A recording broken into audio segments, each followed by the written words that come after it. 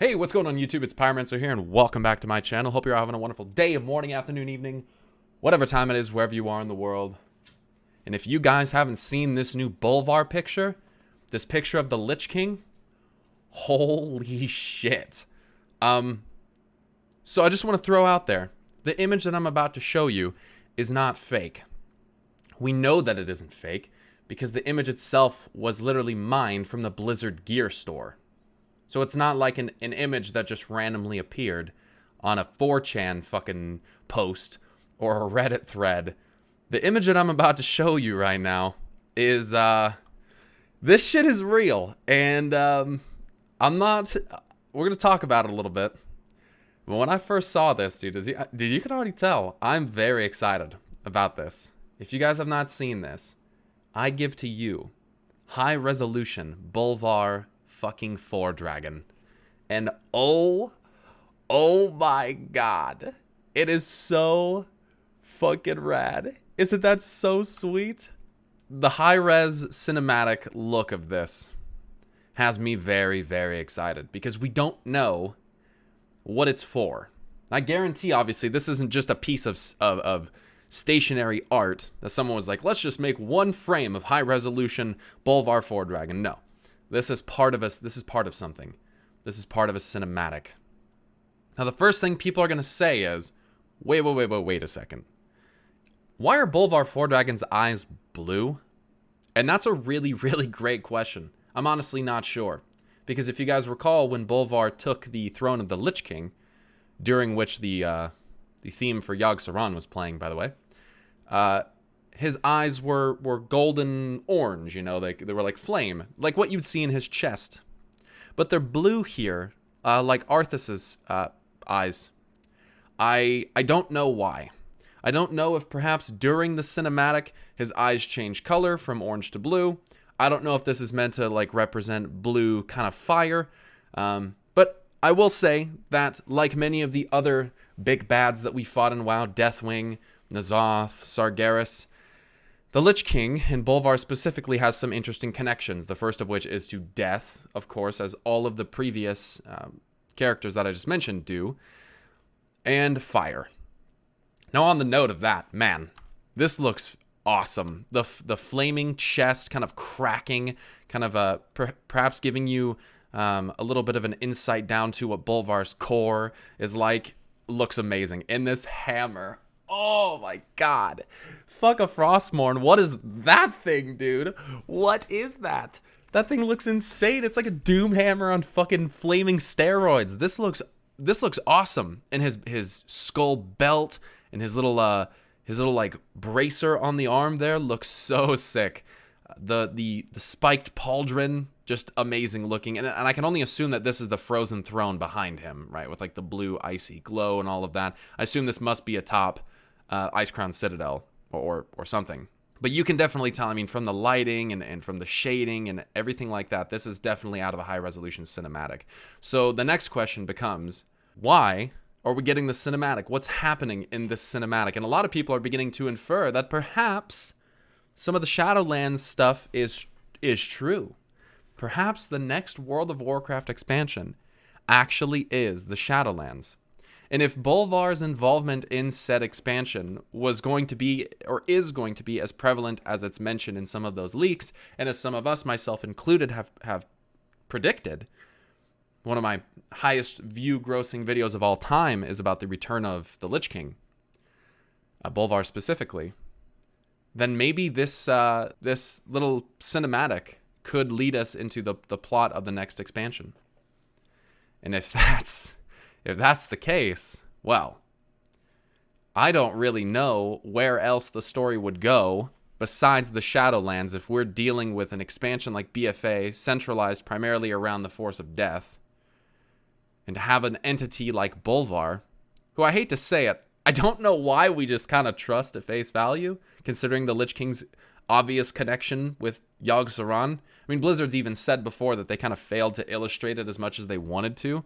And the fact that Yogg-Saron literally quotes what Tyrannus Menethil later says to his son Arthas, I mean, at the top of Icecrown Citadel, should be kind of proof enough that Yogg-Saron was heavily involved in whatever Arthas was doing. But we actually could get the Shadowlands. And oh man, if that happens, oh god, guys, I literally can't even contain the excitement that I feel right now. BlizzCon is a mere days away. I'm flying out in 2 days to Anaheim, California. And I am so excited. I am so fucking excited. If you guys didn't know, the first 4 main panels after the opening ceremony for BlizzCon are going to be free for everybody to watch. If I'm not mistaken, that's normally where they're announcing new things like, I don't know, Overwatch 2 or World of Warcraft Shadowlands or Diablo fucking 4, which is probably finally going to get announced. And, you know, I know there's always the memes about the new mobile games and all this stuff, but I don't think that's going to happen. We might even get a new IP, a new game entirely from Blizzard.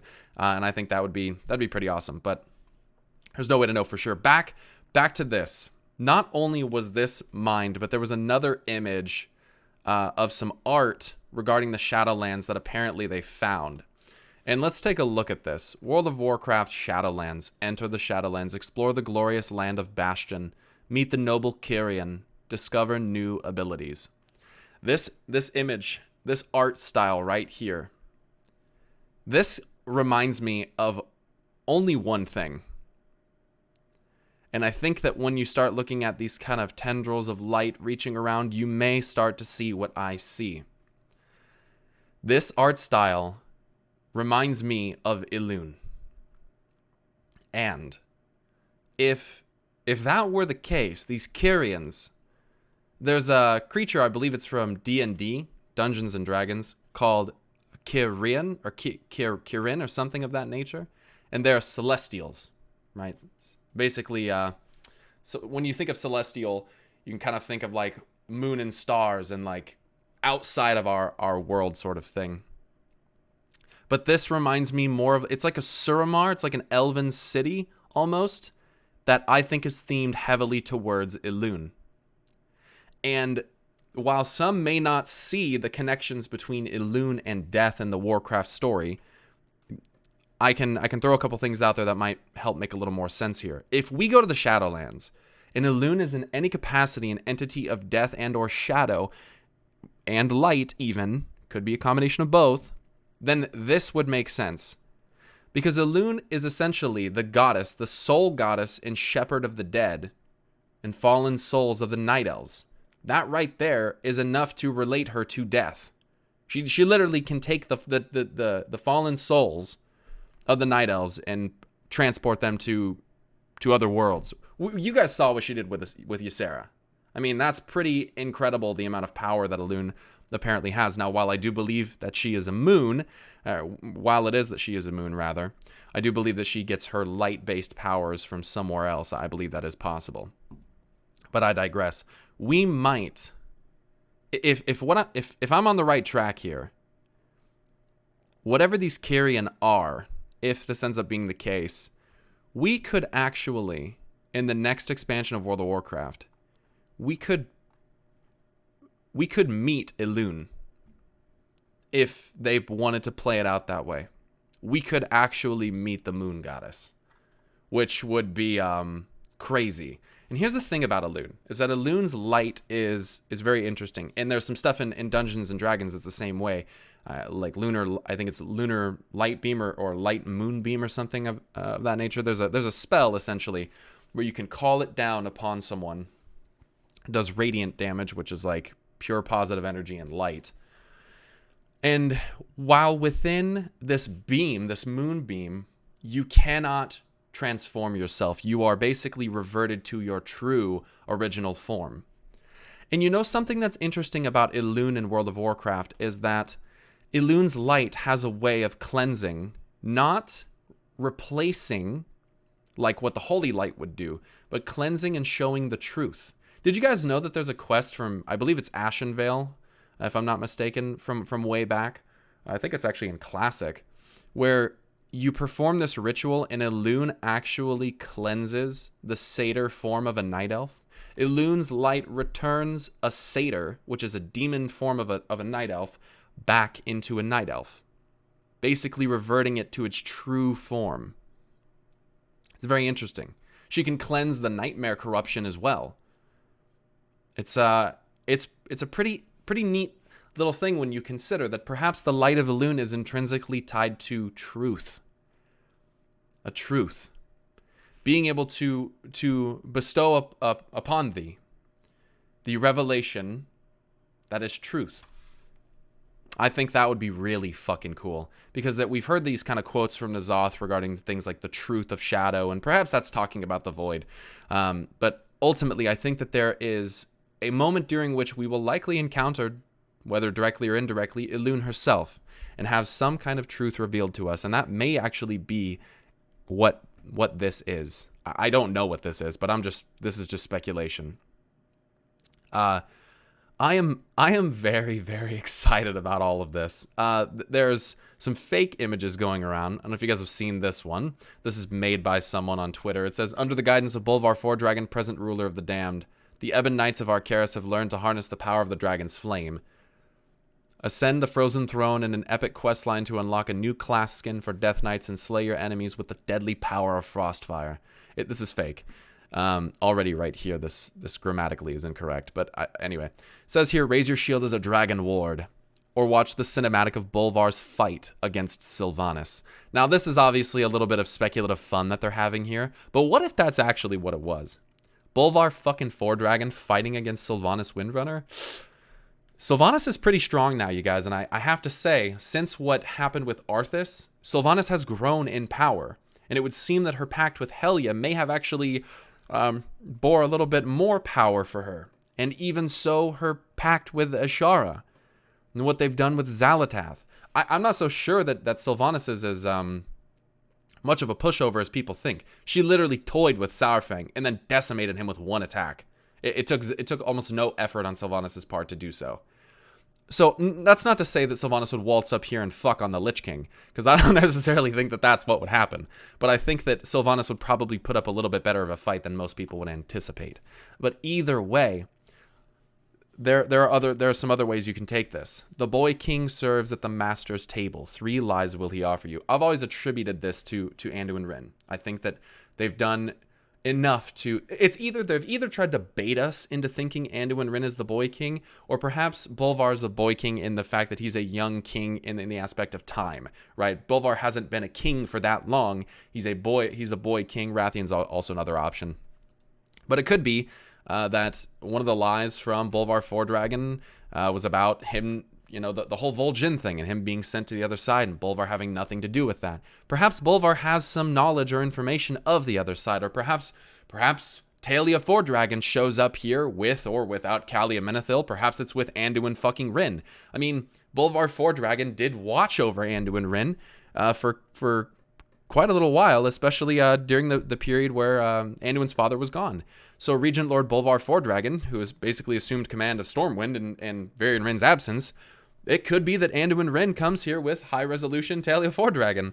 And if that's the case, perhaps there's some kind of alliance, no pun intended, made between Anduin and Bolvar. Maybe Bolvar and Talia seek out, or Anduin and Talia seek out Bolvar Foredragon, and he tells us of something. I don't know, like, there's so many possibilities. Like, there's so many awesome things that they could do with this. And I have a feeling that it's going to probably be the opening cinematic for the new expansion announcement at BlizzCon. And man, I just have to say, over time, the way that these high-resolution cinematics have developed and evolved for Blizzard has just been fucking outstanding. Guys, whether you're a retail Andy or classic Andy, and you hate one version of the game or love one version of the game, I don't think there's any denying these high-res cinematics are incredible. And that goes all the way back from some of the first with the Lich King, or even back in Cataclysm with Deathwing, or the Warlords of Draenor one was fucking awesome. When you have Grom just leaping out of this fucking explosion of fire, just sticking Gorhal in Manaroth's face. Oh, these cinematics are so cool. And I cannot wait to see what this one has to hold, because I have this feeling you're going to be able to hear the burning cinders within Bolvar, and you can probably hear this hammer just crackling and with the cinders within it. Fuck, I'm excited, you guys.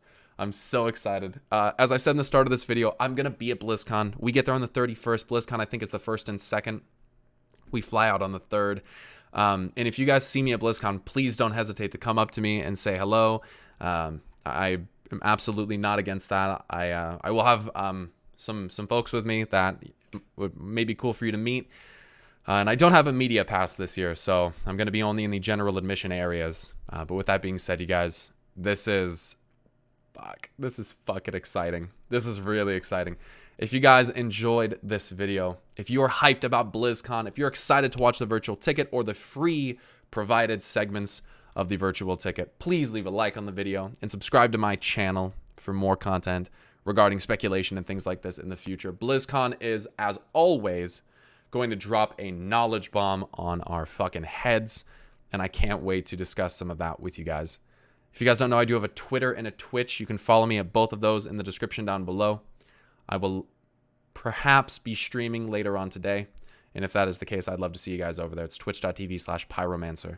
The last thing I'll leave you guys with, and there's a link to this down in the description below as well, is that I have a Patreon, patreon.com/Pyromancer. You can go there and throw a couple bucks my way per month if you would like to help support me, my channel, and my living situation, as though you guys have not already done enough, right? But anyway, I appreciate you guys very much. Thank you so much for watching this video. Stay awesome, and until next time, I'll see you guys later. Peace!